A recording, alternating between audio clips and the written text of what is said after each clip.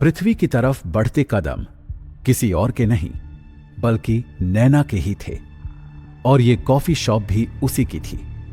इससे पहले कि वो पृथ्वी के नजदीक पहुंचती और उससे कोई बात कर पाती, पृथ्वी बिल पे करके वहां से चला गया। कोई बात नहीं, हमारी मुलाकात जल्द होगी। नैना पीछे पलटकर जैसे ही काउंटर की तरफ बढ़ी, उसकी नजर कैफे के कॉर्नर वाली चेयर पर गई, जहां पर एक शख्स अकेला परेशान बैठा हुआ था। गुड मॉर्निंग रोनी, क्या हुआ? आज तुम अकेले, वो भी इस तरह से? और जूही, जूही कहाँ है? जूही नाम मत लो उसका, शी इज अ चीटर। उसने मुझे धोखा दिया है। ओह, लेकिन क्यों? तुम दोनों तो एक दूसरे की जान थे। वो तुम्हें कितना प्यार करती थी। वो किसी और को पसंद करती है। I did everything for her. I sacrificed everything for her. Still she is. खुद को संभालो रोनी, जो भी होता है अच्छे के लिए ही होता है। ये भी अच्छा ही हुआ। But I loved her. मैं उसके लिए जान तक देने को तैयार था। इसीलिए तो चली गई। प्यार की सीधी सी डेफिनेशन है, अगर तुम्हारी जान किसी में अटकी है तो उसकी जान भी तुम में अटकी होनी चाहिए। रोनी, ऊपर वाले ने तुम्हारे लिए कुछ अच्छा ही सोचा होगा। यकीन मानो, बहुत जल्द तुम्हारी जिंदगी में कोई बहुत खास आने वाला है। तुम्हें और हर किसी को अपनी लाइफ से यही उम्मीद रखनी चाहिए। क्या तुम भी अपनी लाइफ से यही उम्मीद करती हो? Yes, of course. भले ही आज मैं सिंगल हूँ, पर मुझे ऊपर वाले पर पूरा भरोसा है कि जिस तरह से तुम जूही को पसंद करते थे, वैसे ही कोई मुझे भी पसंद करने वाला मिल जाएगा। तुम कितनी अच्छी बातें करती हो। चलो अब अपने आप को संभालो, मैं तुम्हारे लिए कॉफी लेकर आती हूँ। काश मेरी जिंदगी में कोई तुम जैसी लड़की आ जाए। जल्द ही रोनी और नैना के बीच मुलाकातों का दौर शुरू हो गया और वो एक दूसरे को पसंद करने लगे। लेकिन अभी रोनी के साथ कुछ ऐसा होना बाकी था जिसके बारे में उसने कभी सपने में भी नहीं सोचा था।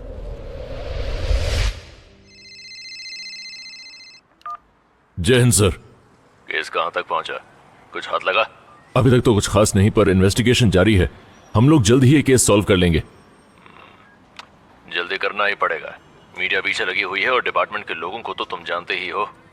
हम इस केस को जल्दी सॉल्व करने की पूरी कोशिश कर रहे हैं। वैसे सर, एक बात पूछनी थी, ये पृथ्वी का क्या सीन है? कुछ नहीं, सीनियर ऑफिसर्स ने उसका ट्रांसफर यहाँ किया है। बंदा काफी टैलेंटेड है, अभी अभी प्रमोट भी हुआ है और बाकी तुम्हारे साथ रहकर सब सीख जाएगा। जी ठीक है सर, जल्दी ही आपको अपडेट करता हूँ। जय हिंद। राणे साहब, अगर उस दिन वक्त पर राणे साहब नहीं आते तो मेरा कब का राम नाम सत्य हो गया होता। बस कर सावन, बस कर। चापलूसी करके हर किसी का प्रमोशन नहीं होता है। यकीन नहीं आता तो पृथ्वी से ही पूछ ले। क्यों पृथ्वी? तभी उनकी टीम से रमन एक फाइल लेकर अंदर आया और उसने वो फाइल जयंत राणे को सौंप दी। जय हिंद सर, एक केस और सामने आया है। गुमशुदा का नाम है राघव। रमन आगे कुछ कहता, उससे पहले ही पृथ्वी उसकी बात काटते हुए बोल पड़ा। राघव सर, ये सिंगर कम म्यूजिक कंपोजर है। वैसे इसका कोई बड़ा नाम नहीं है, लेकिन कुछ दिनों पहले इसके एक सॉन्ग ने यूट्यूब पर काफी तहलका मचाया था। उसके बाद से ही ये लड़कियों में काफी फेमस है। कुछ दिन हो चुके हैं इसे गुमशुदा हुए। तमाम सोशल मीडिया साइट्स पर पब्लिक इसके बारे में गवर्नमेंट से सवाल पूछ रही है। शायद इसलिए ये केस हमारे पास आया है। क्या बात है, क्या बात है सावन। अच्छी ट्रेनिंग दे रहे हो तुम पृथ्वी को। गुड पृथ्वी, लगे रहो। धीरे धीरे सावन तुम्हें एक्सपर्ट बना देगा। ये मदन मुझे यूं अचानक मैसेज क्यों कर रहा है और ये मुझे मिलने के लिए क्यों बुला रहा है? हो सकता है कोई खास खबर हो। इससे तो मिलना ही पड़ेगा।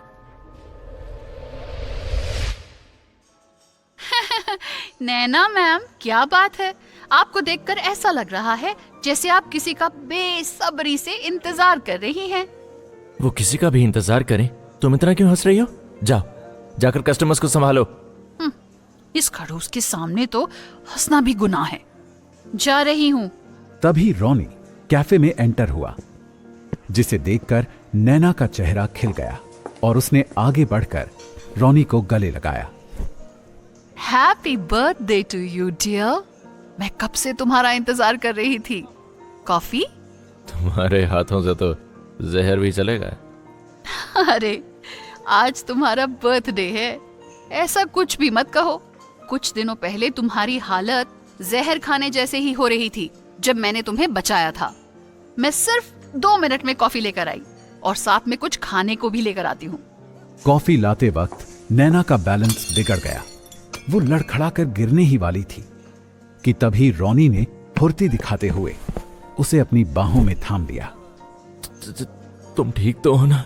तुम्हें कहीं चोट तो नहीं आई? मेरा पैर, लगता है पैर में मोच आई है।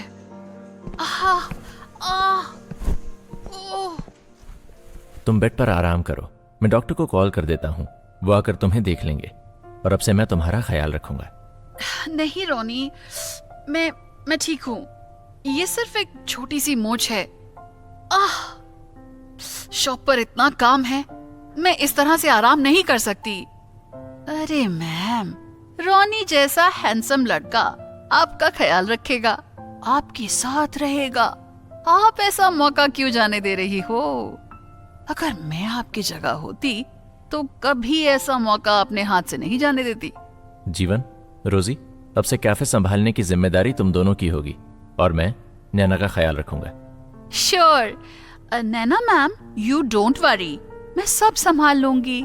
सॉरी रोनी, आज तुम्हारा बर्थडे है और आज ही के दिन। रोजी, आज शॉप जल्दी बंद कर लेना। हम लोग रात को यहीं पर रॉनी का बर्थडे सेलिब्रेट करेंगे। तुम केक और बाकी चीजों का इंतजाम कर देना। रात के वक्त डांस बीट को एंजॉय करते हुए सभी वाइन पी रहे थे। अब नैना का पैर भी पहले से थोड़ा बेहतर हो चुका था और वो थोड़ा बहुत चल पा रही थी। आधी रात बीत चुकी थी और सभी नशे में थे, लेकिन सबसे ज्यादा नशा रोजी को चढ़ गया था। नैना मैम, एक बात कहूं, यू सो लकी कि तुम्हें रॉनी जैसा चाहने वाला मिला। Thank you. Are you jealous? Don't worry, तुम्हें भी जरूर कोई मिल जाएगा। क्या रॉनी का कोई भाई है? नहीं, ये सब बातें छोड़ो और जाओ, इस पल को एंजॉय करो। मैं केक लेकर आती हूँ। नैना केक लाने चली गई। इधर म्यूजिक की धुन पर झूम रहे रॉनी पर भी वाइन का नशा चढ़ने लगा था। नशे में झूमती रोजी ने आगे आकर रॉनी के साथ डांस करना शुरू कर दिया और क्योंकि वो पहले से ही रॉनी से अट्रैक्ट हो चुकी थी, इसलिए उसके करीब आने के बाद वो नशे में अपने आप को रोक नहीं सकी। उसने रॉनी के होठों पर अपने होठों को रख दिया और रॉनी कुछ समझ पाता इससे पहले ही नैना अपने हाथों में केक और जलती कैंडल लिए वहां पर आ गई। जब नैना ने उन्हें एक दूसरे को चूमते हुए देखा तो उसकी आंखें हैरानी से बड़ी हो गईं। उसने रॉनी के साथ अपनी आने वाली जिंदगी को लेकर जो सपने देखे थे वो सभी एक पल में टूटकर चकनाचूर हो गए। रॉनी! ये सारी डिटेल्स तेरे हाथ कैसे लगी? हाँ? क्या साहब, अपना तो काम ही मुखबिरी का है ना, तो नजर रखनी पड़ती है कि शहर में क्या चल रहा है। इन सारी फोटोज को अगर साथ में रखकर देखा जाए तो धीरे धीरे समझ में आ रहा है कि ये कौन लोग हैं। इसके बीच में कुछ बातें बिल्कुल कॉमन लग रही हैं। कल मिलिए साहब, फिर आपको कुछ और भी बताता हूँ। अभी मैं चलता हूँ। ठीक है, कल मिलते हैं, लेकिन याद रखना ये इंफॉर्मेशन किसी और के पास नहीं जानी चाहिए। ठीक है साहब, चलता हूँ। मदन ने इंस्पेक्टर पृथ्वी को कौन सी इंफॉर्मेशन दी थी? रॉनी से मिले धोखे के बाद नैना का अगला कदम क्या होगा? जानने के लिए सुने कहानी का अगला रोमांचक एपिसोड।